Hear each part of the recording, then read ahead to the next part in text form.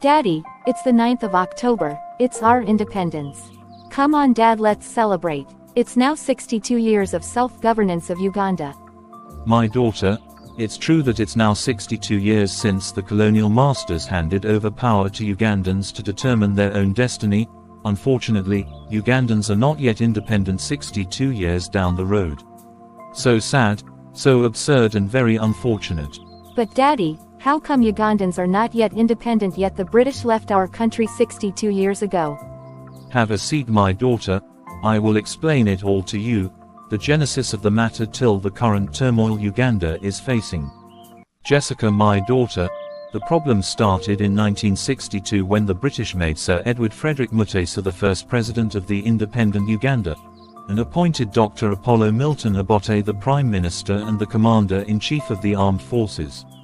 This brought tension and power struggle between the President and Prime Minister, and the climax of it was when Obote attacked the palace, exiled the President to London, in the United Kingdom and later abrogated the 1962 Constitution to be replaced by the 1967 Constitution which came to be known as the Pigeonhole Constitution.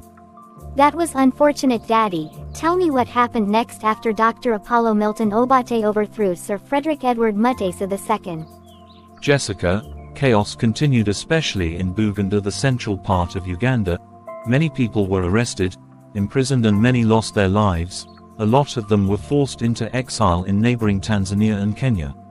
Others fled to Europe, US and various parts of the world. That was very bad for sure. Why would Dr. Apollo Milton Obote do such horrible things to Ugandans? Indeed, it was unfortunate my daughter. More chaos continued when Dr. Apollo Milton Obote was overthrown by Idi Amin Dada on the 27th of January 1971, the then army commander of the Ugandan army, also known as the Ugandan Rifles, when he had traveled to Singapore to attend the Commonwealth meeting. Wow, hope Idi Amin Dada brought some hope to Ugandans. Daddy, tell me more about Idi Amin and his time as President of the Republic of Uganda. Interesting. My daughter, Idi Amin was a very interesting man indeed. He had two sides, let me say two faces. On one hand, he was a despot, dictator, and some people called him a tyrant, who exercised a lot of power and control.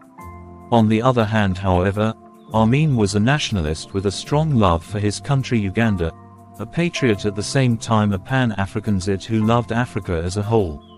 Wow, Daddy, a little more light about Idi Amin's positive contribution to Uganda and to Africa as a whole. Because in our school, they only portray him as a bad man, a murderer, a dictator and a tyrant who never contributed anything positive to his country and to Africa. But why? My daughter, all that propaganda against Idi Amin are absolute lies which have been deliberately created to tarnish his name and his good contribution to the economic development of Uganda. No president till date has contributed to Uganda better than Idi Amin. He got the Ugandan economy from the hands of foreigners to Ugandans, he contributed to the education sector, the health sector was also greatly improved and Ugandans were able to access free and reliable medical services. The infrastructure were improved tremendously. He also built the M-Poma satellite in Mukono, which is still the only satellite Uganda has to date. During his reign as president, there was literally no corruption, and Amin paid all the Uganda local and foreign debt to almost zero. On the African part, he was chairman OAU in 1975, he supported in the struggle for independence of African countries like Angola, Mozambique, Zimbabwe and later South Africa. Save his dictatorial tendencies, Idi Amin Dada is indeed the greatest leader Uganda has ever had since independence. Wow, now I know that Idi Amin Dada was not as bad as he is being portrayed.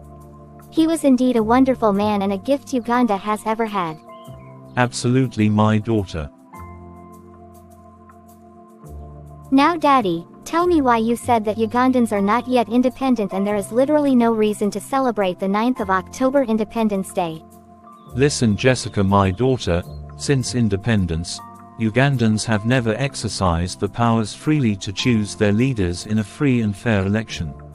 It has been fighting, coups and guerrilla warfare. When Obote and Amin were overthrown, Yoweri Kaguta Museveni came as a liberator and hope for Ugandans. He has however proved, beyond reasonable doubt, to be the worst leader Uganda has experienced since he came to power in 1986 to date. Tell me more why Yoweri Kaguta Museveni is the worst president of Uganda since independence, and why Ugandans are not yet independent till today. Like I said before, daughter, independence is synonymous to freedom. Since independence, Ugandans have never experienced a peaceful transition of power from one president to another. It has always been chaos, coups and fighting. When Museveni was coming to power, he fought a guerrilla war which led to the death of over 500,000 people in Luero Triangle. Since 1996, Yoweri Kaguta Museveni has organized 6 elections every after 5 years. These have all proved to be sham, neither free nor fair elections. They have been characterized by excessive rigging, chaos and suppression of political opponents and voices of dissent. And on that matter, Uganda is not yet independent as far as democracy is concerned. Now I see, as far as democracy is concerned, Ugandans are not yet independent, and therefore, there is no need to celebrate Independence Day for that matter. Good, now you understand it, my daughter.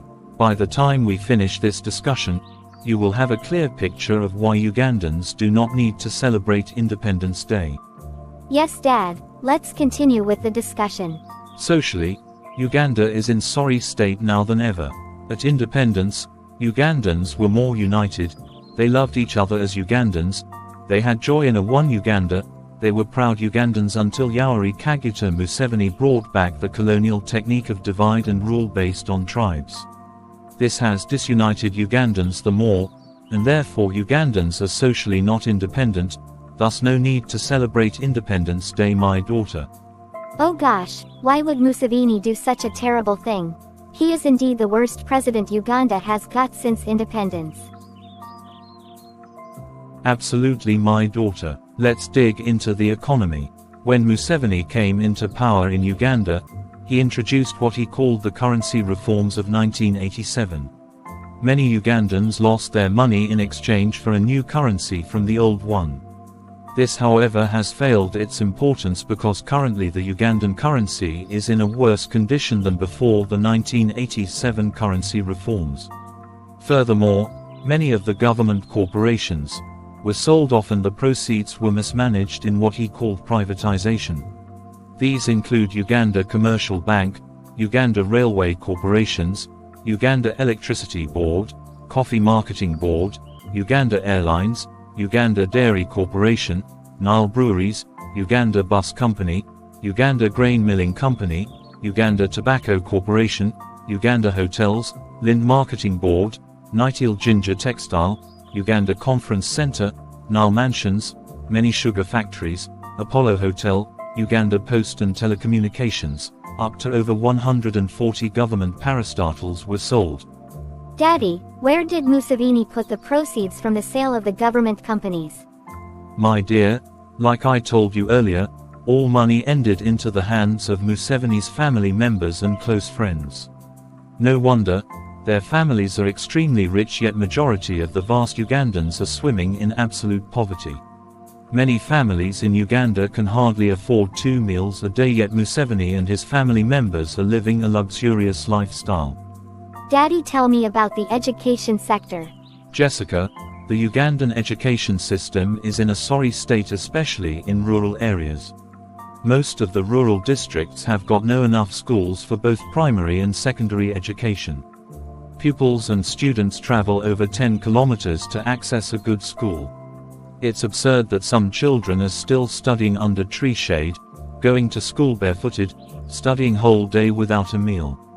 The teachers at all levels are poorly paid, have no decent accommodation. And what is the purpose of the government spending billions of taxpayers' money on organizing independent celebrations? Look at our security forces, they are poorly paid, live in old police and prison accommodations which have never been renovated since Idi Amin Dada built them. The army officers are living in old dilapidated army barracks building and uniports. Daddy, tell me about the public service. Oh my God, the public service is devastating. There is a lot of tribalism and nepotism when recruiting public servants. It's not all about merit and qualifications. They instead follow what is termed as technical know-how. Jobs are given according to tribe and the region where the applicant is coming from. If by chance a person of another tribe manages to get into the public sector, their promotion is slow and sometimes difficult. Look at the Uganda police. 80% of the DPCs come from the same region. Same in the army, majority of the high-ranking officers speak the same language. This applies to Uganda Revenue Authority, Uganda National Roads Authority, Uganda National Examination Board, Kampala Capital City Authority. Most of the permanent secretaries in various ministries come from the same region. Even Museveni is appointing ministers, majority will be from his own region. That's absolutely dangerous. No country can progress with such kind of leadership. Indeed, Uganda is not yet independent with that kind of mentality. Now you are getting my point why there is no need to celebrate independence until such problems are fixed. I'm getting you loud and clear, Daddy. Furthermore, when it comes to corruption, Museveni's government has proved to be the most corrupt since independence. Museveni himself shields the corrupt officers and ministers. When the IGG tries to get the corrupt, they will run to State House to Mr. Museveni for protection. He recently told the IGG not to be tough on his corrupt officers who have stolen the country's money because they will get scared and run away with the money. Can you imagine that kind of nonsense? Oh no, Museveni is indeed a very bad man. The three arms of government, which is the executive, the judiciary and the parliament, are not independent. One man Museveni controls all of them. He appoints all his ministers who have no power to do anything without his approval. He appoints the judges, and the Chief Justice who are subordinate to him, and follow his orders. He influences the business of the Parliament directly, on a regular basis. This means they will make laws and judgment all in his favor. Implying, there cannot be rule of law and justice cannot prevail. Disgusting indeed. There cannot be rule of law in such a country. No wonder he amends the Constitution of Uganda anytime he feels like. Also, there cannot be justice if Mr. Museveni appoints his cadre judges in the High Court and Supreme Court. Absolutely not, my daughter. When it comes to organizing the national elections, Mr. Museveni appoints the Chairman Electoral Commission. He also appoints all the commissioners in the Electoral Commission. How can such a commission organize a free and fair election? It's absolutely impossible. My daughter, Uganda got its independence 62 years, but Ugandans are still in captivity under Mr. Museveni, who has ruled Uganda for almost 40 years. There is absolutely no reason to celebrate independence given the fact that Ugandans cannot still exercise their power to determine their own destiny because power was just transferred from European colonizers to another colonizer who is currently Mr. Museveni. Now I fully understand why Ugandans should not boast of being independent, when they can hardly decide on any matter concerning them. It's therefore my, and your obligation to fight the dictatorial regime of Mr. Museveni, so that we can have the freedom to determine our own destiny. You are indeed a smart girl. That's why I like you, my daughter. Thank you so much, Daddy. Smart like you, my father. Like father, like daughter, haha.